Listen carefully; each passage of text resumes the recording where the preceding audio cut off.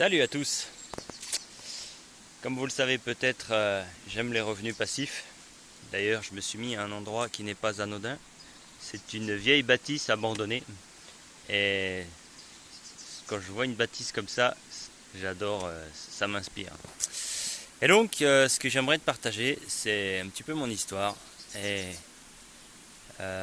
déjà tout petit, on a eu dans ma tête des difficultés financières.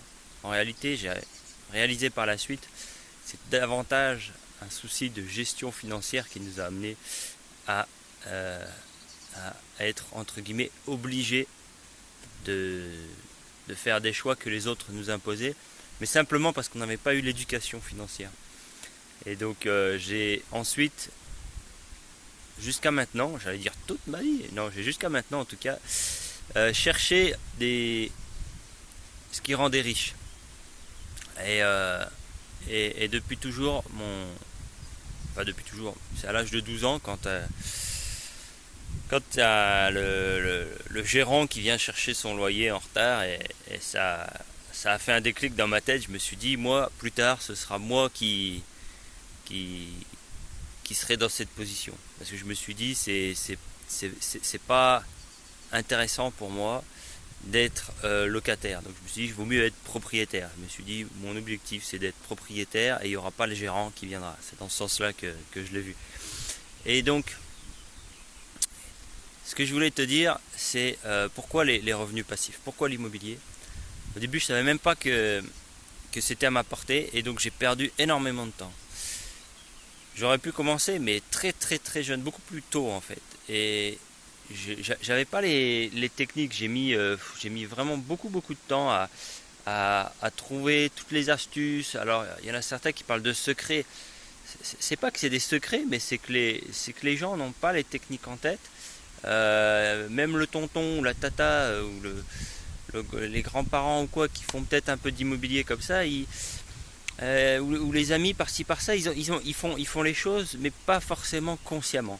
Et finalement, pour vraiment faire de l'immobilier, il y a des astuces que j'ai dû trouver, il y a des choses par lesquelles il faut passer qui nous amènent obligatoirement vers ce chemin de liberté. Par exemple, quand j'étais chauffeur poids lourd, j'étais parfois, je dis parfois, je dis très régulièrement obligé de me lever à 1 heure, parfois 2 heures, parfois 3 heures. Pire encore, parfois avant même de partir au boulot, j'appelais, ouais, est-ce que c'est bien à 1 heure du matin qu'on prend? Ah non, bah finalement on prend à 3 heures, donc je repartais dormir 1 heure et je partais finalement à 3 heures. Mais pour bosser à 3 heures, il faut se reposer avant, donc ça veut dire pas de vie de famille, ça veut dire des conditions de travail où finalement tu vis littéralement pour ton boulot et ça ça devenait insupportable. Donc moi ce que j'ai trouvé comme solution, c'est le plus rapidement possible créer cet environnement de revenus passifs. Moi c'est ce que j'appelle être rentier, c'est-à-dire, alors rentier ça veut pas dire je fais des voyages et je vis comme la jet set. Non, ça veut simplement dire pour moi, mes factures sont payées, quoi qu'il m'arrive, de toute façon mes factures sont payées.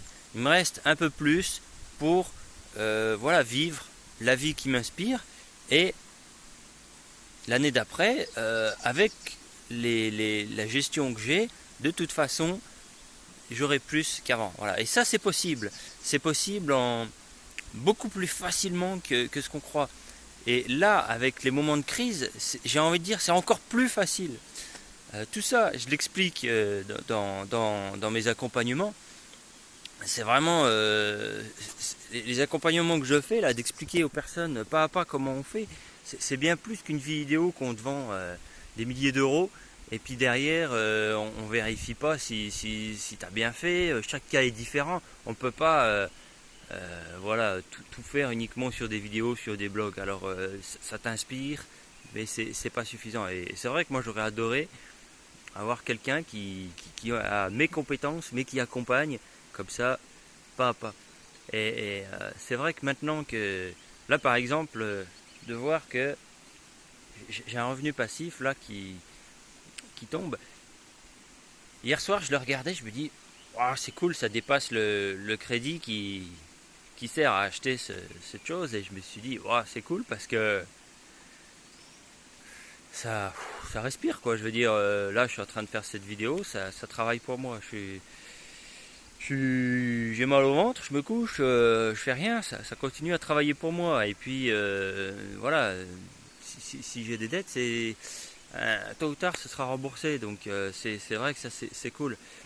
Et alors ça se fait pas en une fois, mais c'est quoi qu'il arrive, ça augmente et quoi qu'il arrive, d'année en année, on, on est de plus en plus à l'aise. Et ça, on peut y arriver même avec un SMIC. Alors bien sûr que si on a 2-3 SMIC, l'équivalent de 2-3 SMIC, ben on peut aller plus vite. Et j'ai envie de dire, de toute façon, si on gagne 2-3 SMIC, l'équivalent de 2-3 SMIC, de toute façon, on va vouloir plus. Donc j'ai envie de dire, quel que soit notre revenu, on veut toujours plus. Donc dans tous les cas, la première marche, elle est identique à tout le monde. Qu'on soit cadre ou qu'on soit au SMIC, la première chose, c'est adopter les bons comportements, appliquer les bonnes stratégies, et puis ensuite on profite. Voilà, c'était un petit peu ça que je voulais vous partager. Elle est un petit peu longue la vidéo ce matin, j'aime bien faire des vidéos courtes. Et puis bah, écoutez, je vous dis à bientôt, faites-moi des commentaires. Allez, ciao!